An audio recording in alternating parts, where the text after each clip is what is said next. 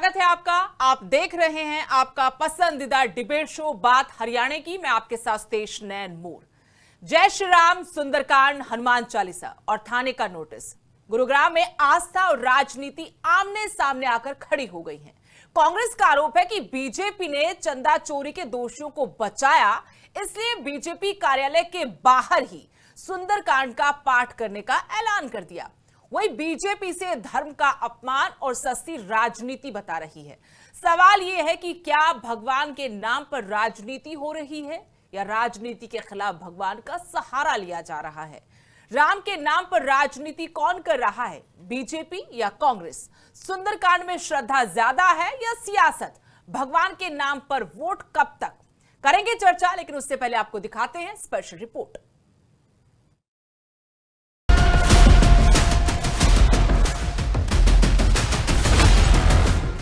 गुरुग्राम में बीजेपी के जिला कार्यालय गुरु कमल के बाहर कांग्रेस के सुंदरकांड पाठ आयोजन के ऐलान से माहौल शहर का कुछ गर्मा सा गया। कांग्रेस ने आरोप लगाया कि अयोध्या के राम मंदिर में करोड़ों का चंदा चोरी हो गया, इसमें सही से जांच नहीं की गई, दोषियों को बचाया जा रहा है। लेकिन कांग्रेस के ऐलान के तुरंत बाद ये विवाद थाने तक भी पहुंच गया। सेक्टर 40 थाना पुलिस ने कानून व्यवस्था बिगड़ने की आशंका के तहत सोमवार देर रात ही कांग्रेस के दोनों जिलाध्यक्षों को एक आधिकारिक नोटिस थमा दिया। इस नोटिस के मिलने के बाद कांग्रेस नेताओं ने पुलिस और सत्ताधारी दल के खिलाफ मोर्चा खोल दिया।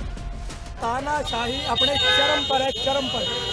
ये देखो, आप ये देखो, ये कहते हैं कि हम शांति पूर्वक करेंगे। आप हालत देखो, ये पुलिस की निर्दयता देखो, आपको देखो ये दिख रहा होगा। तय समय के मुताबिक जब कांग्रेस कार्यकर्ता सुंदरपाठ के लिए पहुंचे तो पुलिस पहले से मुस्तैद थी। उन्हें रोकने की कोशिश की गई। इसी दौरान पुलिस और कार्यकर्ताओं के बीच धक्का मुक्की भी हुई। पूर्ण रूप से भारतीय जनता पार्टी चंदा चोर पार्टी है, चंदा खा गई है और अब प्रशासन के माध्यम से बल का इस्तेमाल करना चाहते हैं। उधर भाजपा के जिला अध्यक्ष सुरप्रिया त्यागी ने इस पूरे घटनाक्रम को कांग्रेस का राजनीतिक स्टंट बताया। सुंदरकांड और हनुमान चालीसा ये एक आस्था का विषय है, राजनीति का विषय है। और वाकई में अगर आप करना चाहते हैं सुंदरकांड तो गुरु कमल में आइए, हम आपका स्वागत करेंगे। लेकिन जनता आपसे सवाल पूछेगी और आपको जय श्री राम बोलना पड़ेगा। उससे भी आपके नेताओं को, आपकी पार्टी को परहेज है। तो ये राजनीति करने से अच्छा है कि आप अपने इतिहास को जानें और ऐसे विषय पे राजनीति ना करें।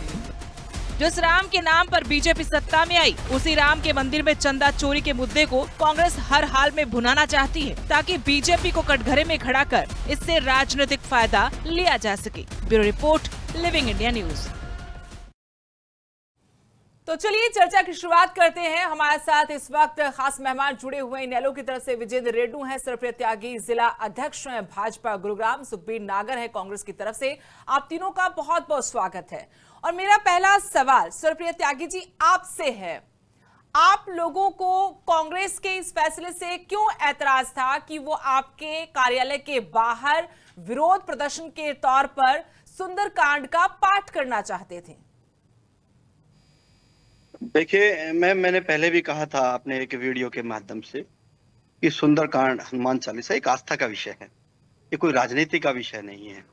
और जिस तरह से कांग्रेस के जो नेता है वो मीडिया की पब्लिसिटी और अपनी पब्लिसिटी लेने के चक्कर में ये इस तरह का जो ये काम कर रही थी, और कहीं ना कहीं जो लॉ एंड ऑर्डर था वो भी इससे बाधित हो रहा था। और मैं आपके चैनल के माध्यम से इनको बताना चाहता हूँ कि जब भी कहीं सुंदरकांड का आयोजन होता है या तो वो मंदिर में होता है या कहीं ऐसे स्थान पे होता है कि जहाँ पे भगवान की मूर्ति लगी हुई, हनुमान जी की या श्री राम जी की मूर्ति लगी हुई। आपने देखा होगा ये आज नई एक सुंदरकांड की पुस्तक लेके आए हैं, और मैं तो इस बात को भी इनको बधाई देता हूँ सभी कांग्रेसियों, क्योंकि इन्होंने पहली बार अपने जीवन में भगवा झंडा हाथ में पकड़ा होगा, भगवा पटका इन्होंने अपने गले में घेरा। लेकिन आपने देखा होगा जब ये सुंदरकांड का ड्रामा रोड के ऊपर कर रहे थे, सभी ने जूते पहने हुए थे। ये ऐसे अभी नए ये प्रेमी बने हैं भगवान राम के कि ये शूज पहन के, जूते पहन के, और वहां पे जो है वो सुंदरकांड का ये ड्रामा कर रहे थे। सुखबीर नागर जी, सुन रहे थे आप? सुरप्रिया त्यागी जी कह रहे हैं कि आप लोग तो ड्रामा कर रहे थे। सुंदरकांड आस्था का प्रतीक है, इस तरह से सस्ती राजनीति के लिए इसका इस्तेमाल नहीं करना चाहिए। या आपको लगता है कि बीजेपी राजनीति कर रही है? आपको और आपके सभी दर्शकों को सबसे वक्ताओं को मेरी नमस्कार। मैं ये जो त्यागी जी कह रहे हैं कि मैंने बयान दिया था सोशल मीडिया में भी, आप गुरु को मन के अंदर आके अपनी बात गुरु को सुंदरकांड का पाठ करें। ये सिर्फ एक बात बताते हैं, आप भी बात बताते हैं, आप भी रख लेते हैं। अगर इन्होंने ये इनकी धारणा थी, इनका विश्वास था, इनकी आस्था अगर असलियत में श्री राम में है तो ये कानूनी तौर पर पुलिस को वहां नहीं बुलाते, धारा 163 नहीं लगवाते, नोटिस जिलाधीश के पास नहीं पहुंचाते। ये आप भी बताते हैं और आप भी अपने पास से पिछले रखते हैं। पिछले जब राम मंदिर का शिलान्यास हुआ तो इन्होंने कहा भी राम को लाएंगे, उनको हम लेके आएंगे। इन्होंने ये नहीं कहा जो राम को लाएंगे वो कुत्ता खाने के लेके आएंगे।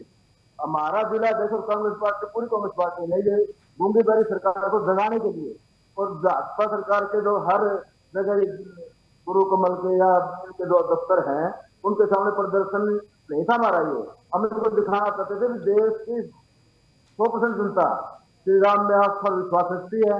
आप इन जो बंदा चोर हैं इन पर कोई कार्रवाई करें तो ये, लेकिन सरकार जाग नहीं जाग रही तो कांग्रेस पार्टी को सड़कों पे आना पड़ा ताकि बंदा चोर पार्टी।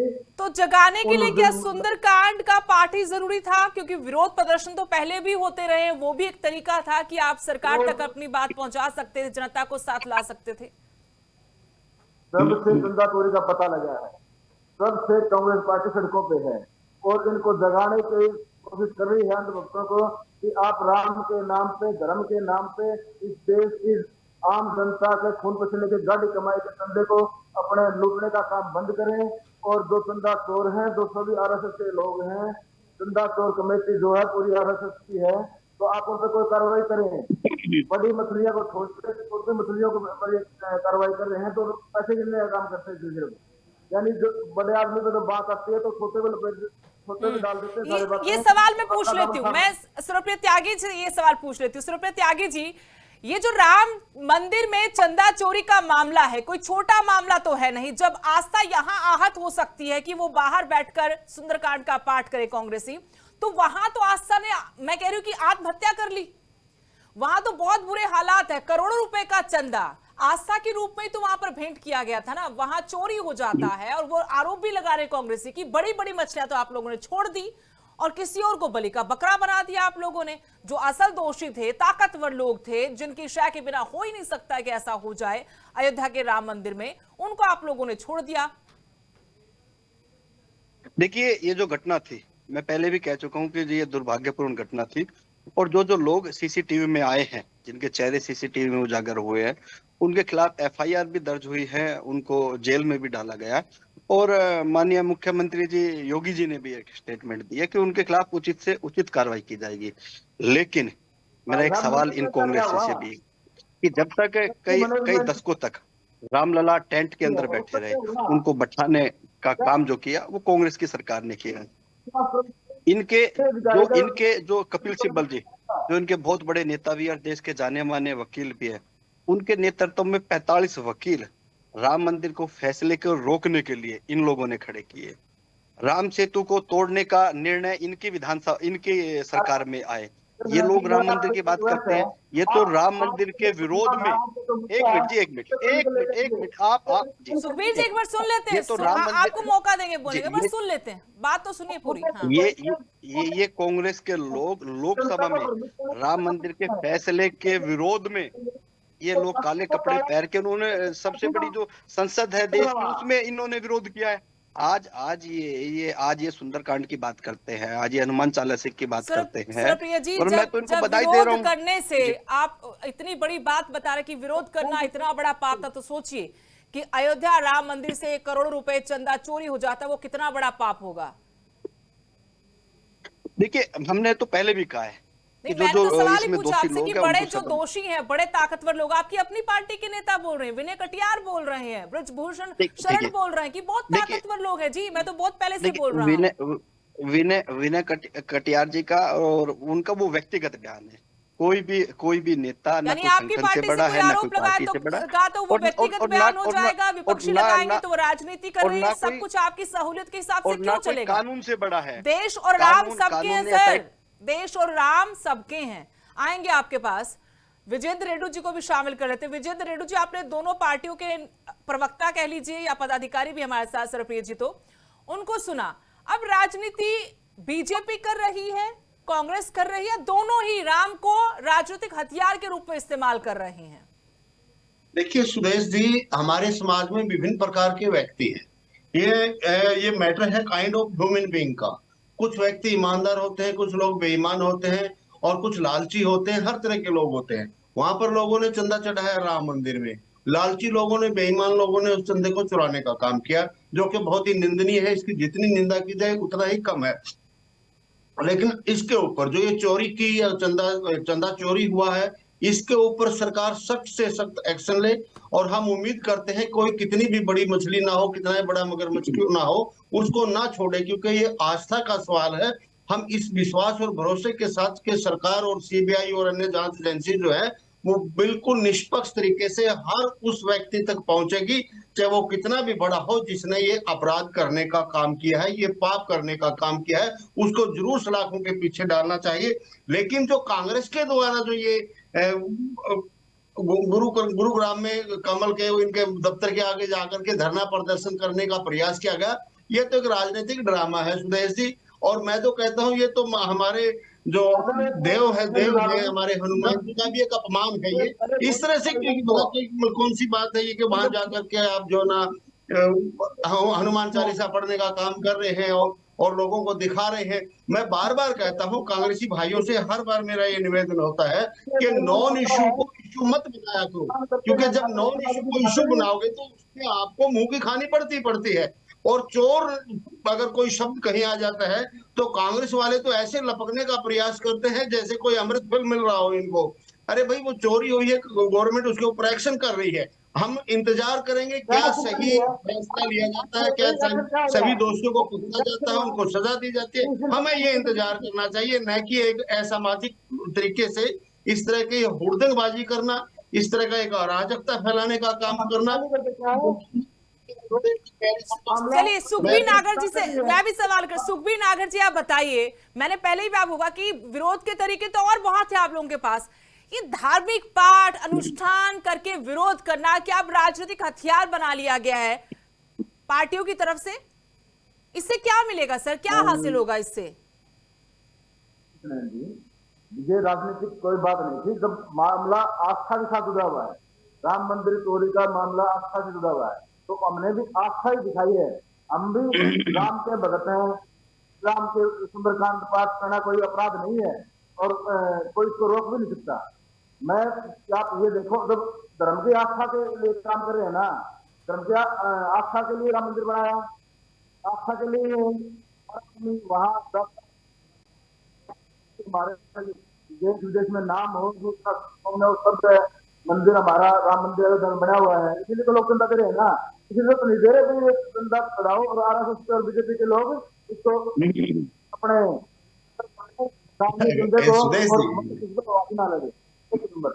ये आस्था के विषय था, इसीलिए आस्था के साथ कांग्रेस पार्टी सड़क पर गुरु कमल के आगे आई, गुरुगांव में आई, उन्होंने दिखाया हमारी आस्था है, इसे कोई कार्रवाई करें। सरकार की नीति में शुरू से खोट है। ठीक है, विजेंद्र रेड्डी जी भी कुछ कहना चाहते हैं? सर्वप्रिय जी, विजेंद्र जी आप कहिए, फिर आते हैं हम त्यागी जी के पास। मैं एक बार सुखबीर जी से मैं पूछना चाहता हूँ और इनसे त्यागी बताना जी भी आते हैं आपके पास, एक बार विजेंद्र रेड्डी जी अपनी बात कर ले, फिर मैं आपसे सवाल भी करूंगी, आपकी बात भी सुनूंगी। मैं ये कहना चाह रहा था, अगर आप आस्था के नाम से इस तरह का हनुमान चालीसा कर रहे हैं और आप अपनी आस्था जताना चाहते हैं, प्रदेश को दिखाना चाहते हैं, तो आपको किसी हनुमान के मंदिर में बैठ करके वहां भजन कीर्तन करवाने चाहिए थे, वहां भंडारे लगाने चाहिए थे। किसी विरोधी पार्टी के दफ्तर के आगे जाकर के आप लोग हंगामा करते हो, पुलिस को उठाना पड़ता है वहां से आपको, तो ये कौन सा आपकी आस्था दिखाने का तरीका था भाई? ये तो कोई तरीका नहीं हुआ, इसको तो मैं नहीं मानता कि कोई तरीका। आप भंडारे लगाते, लोगों के सभी मंदिरों में जाते कि हे भगवान, हे हनुमान बालाजी महाराज, हम आपसे निवेदन करते हैं कि सभी चोर पकड़े जाएं और सारा चंदा वापस आ जाए। तो ऐसी आपको प्रार्थना करनी चाहिए थी, मंदिरों में जाकर के घंटियां बजानी चाहिए थी। ठीक है, ये तो आप जो है ना त्यागी जी कहीं अपनी बात की, फिर मैं सवाल करती हूँ। करने का काम करते हैं। त्यागी जी। हाँ, जब राम मंदिर का निर्माण हो रहा था और सर्व समाज के द्वारा जब सभी समाज के बीच में जाके जब एक सहयोग राशि, वो राशि कोई भी हो सकती थी, 10 रुपए भी हो सकती थी, 100 रुपए भी हो सकती थी, 1000 रुपए भी हो सकती थी, और कहीं ना कहीं एक कमेटी बनाई गई, उन कमेटियों का मैं भी हिस्सा रहा। और मेरे को कई ऐसे उदाहरण याद है कि जब हम किसी कांग्रेस के घर जाते थे और वो हमें लताड़ते थे, और कांग्रेस, सरदा और राम मंदिर जैसे नदी के दो किनारे होते कभी नहीं मिल सकते, ऐसे ही इनकी आस्था, इनका राम मंदिर, इनका कोई लेना देना नहीं होता कभी उससे। मैंने तो वो भी समय देखा कि जब सहयोग राशि, जब बाकी हिंदुओं को भी बोलना जब हम चाहते सहयोग, हैं, अगर मंदिरों से, धार्मिक स्थानों से चंदा लेना ही बंद कर दे, चढ़ाना ही बंद करवा दे कि यहाँ कोई पैसा नहीं चढ़ेगा, कुछ कीमती चीजें नहीं चढ़ेंगी, तो फिर सबको मालूम पड़ेगा कि भगवान किसको कितने प्यारे हैं। देखिए, जब भी कोई वहां पे कोई राशि देता है, कोई दान देता है, तो अपनी श्रद्धा से देता है ना। भगवान जी कोई कहते हैं ना कोई कमेटी उनको कहती है कि आप दो, वो आदमी की अपनी आस्था है, अपनी श्रद्धा, उस श्रद्धा के अनुसार इसी आस्था को तो फायदा उठाया जाता है। वर्धन यादव जी हमारे साथ जुड़ गए हैं, चलिए उनको भी शामिल कर लेते हैं। वर्धन यादव जी, बहुत बहुत स्वागत है आपका लिविंग इंडिया न्यूज की इस बहस में। जी धन्यवाद जी, धन्यवाद। आपके जो साथी हैं त्यागी जी, वो हमारे साथ जुड़े हुए कह रहे कि आप सस्ती राजनीति के लिए स्टंटबाजी कर रहे थे। आपकी इतनी आस्था होती, आप इतना गंभीर समझते इस मुद्दे को, तो आप या तो उनके दफ्तर के भीतर बैठकर कर लेते सुंदरकांड का पाठ, या किसी धार्मिक स्थल पर जाकर कर लेते। देखिए, मैं सबसे पहले तो धन्यवाद करना चाहता हूं आपके चैनल को कि आपने बड़ी प्रमुखता से इस मुद्दे को उठाया। और एक कहावत आपने भी सुनी होगी, आपकी दर्शकों ने भी सुनी होगी कि मुंह में राम बगल में छुरी। आज ये कहावत बिल्कुल सही तौर पर भारतीय जनता पार्टी आरएसएस के नेताओं और कार्यकर्ताओं के ऊपर फिट बैठती है। मैं धन्यवाद देना चाहता हूं हमारे साथी सत्ताधारी पार्टी के जिला अध्यक्ष, जिन्होंने हमें अंदर आने का निमंत्रण तो दिया, लेकिन निमंत्रण के साथ साथ पुलिस प्रशासन को इतना तैनात करवा दिया। वहां हजारों की संख्या में पुलिस प्रशासन तैनात था। 400 मीटर पहले हमें रोक दिया गया। हम तो आना चाहते थे और आगे, हम इनके कार्यालय के बाहर तक आना चाहते थे, अंदर नहीं आना चाहते थे, जिसका कारण मैं आपको बताता हूँ। ये जो 5 स्टार कार्यालय पूरे देश में भारतीय जनता पार्टी के बने हैं, वो चंदा चोरी और भ्रष्टाचार से बने हैं। तो ऐसे कार्यालयों के अंदर हम पैर नहीं रख सकते। हमारे साथी ये भी कह रहे थे कि भगवान राम से कांग्रेस का क्या नाता है। अरे साहब, आप भूल गए भगवान राम के मंदिर की शुरुआत कहां से हुई थी? राजीव गांधी जी देश के प्रधानमंत्री थे, कांग्रेस की सरकार थी, वहां से हुई थी। आज आप किस चीज का श्रेय लेना चाहते हैं? सुप्रीम कोर्ट के आदेशों पर राम मंदिर बन रहा है।